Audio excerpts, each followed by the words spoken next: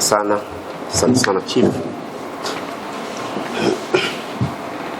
Jamani, habari za mchana tena. Mkurugenzi, nilikuwa nataka nimrekebishe sehemu moja. Alikuhusu Baba Levo, ungekuwa tu muwazi kwa ulimwambia andike work plan.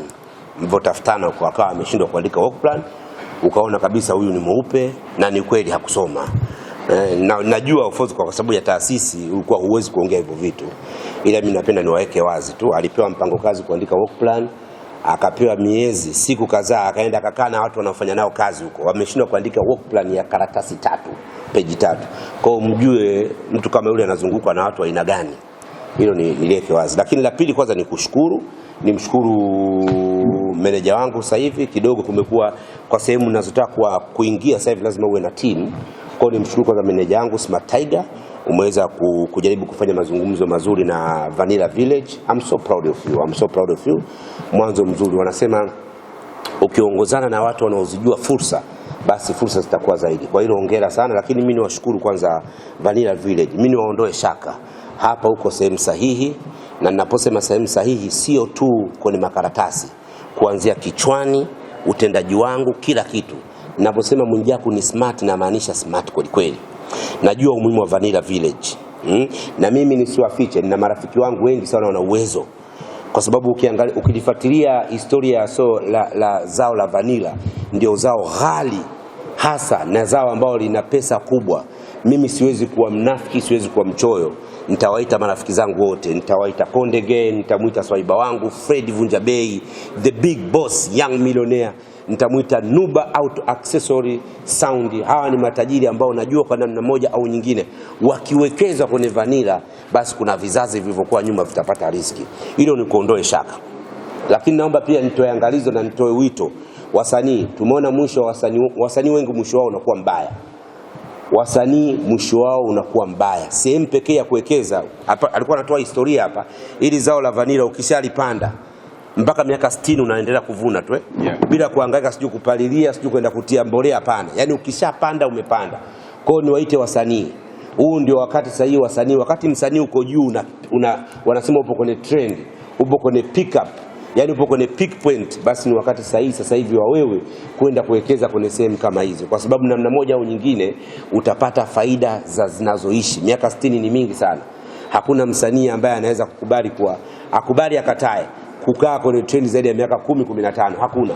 Utakaa 10-15 utaendelea kuwa kama Big G tu, utakuwa unatoa nyimbo zako, lakini lazima uwe umewekeza pembeni kama hivi alivyofanya.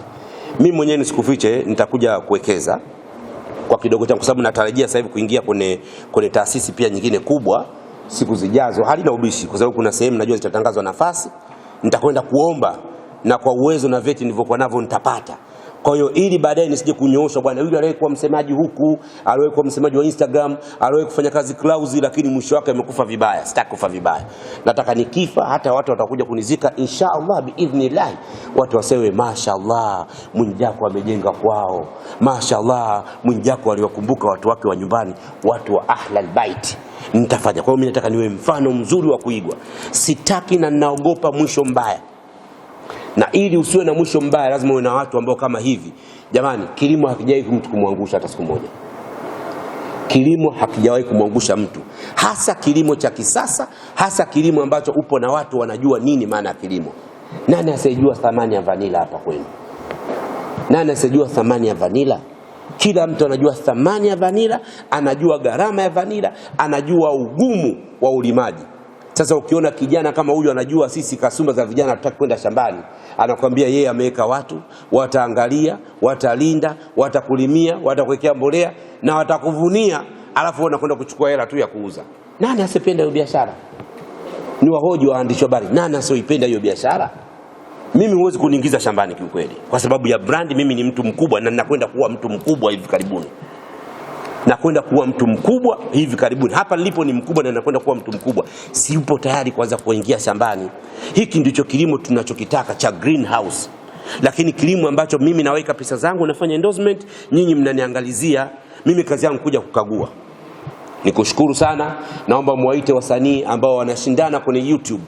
Yani yeye msanii anaamka asubuhi anawaza YouTube, nikishindana YouTube ndani ya dakika 15 nikipata viewership ya 100,000 basi inakuwa mdudu asikio kelele. Baada ushindane kwenye vitu vizuri kama hivi. Na waonya waandishi wa habari na watuma, na waonya mwanzo na mwisho. Wasanii washindane kwenye uwekezaji. Wasanii waje tushindane kwenye soko, kwenye kilimo cha vanilla huku. Usishindane eti mimi ndani ya risali moja dakika 55 nimeingiza viewership ya 100,000. Who are you? Yani YouTube ni kitu gani? Wewe ungesimama utuambie baba mimi ninaweka fulani la kilimo cha vanilla. Nimeenda kule Vanilla Village, Njombe nimewekeza kiasi fulani. Baada ya miezi 7 nitakuwa na kiasi fulani. Tutakuheshimu na tutakuogopa. Lakini hizi za watoto wadogo, kuna watu wanaweka katuni ndani ya dakika 15 wana viewership 300,000, 400,000 katuni tu. Katuni tu. Mimi mwanangu ana YouTube ya katuni na imelipia. Ametengeneza Denzel, anaitwa Denzel, yule katengeneza Denzel, kaeka tu ndani ya dakika 15 ana 150,000 kwa sababu watoto wa kisasa wanapenda kuingia huko. Sasa huyo msanii wao shindani basi na mwanangu Marichui.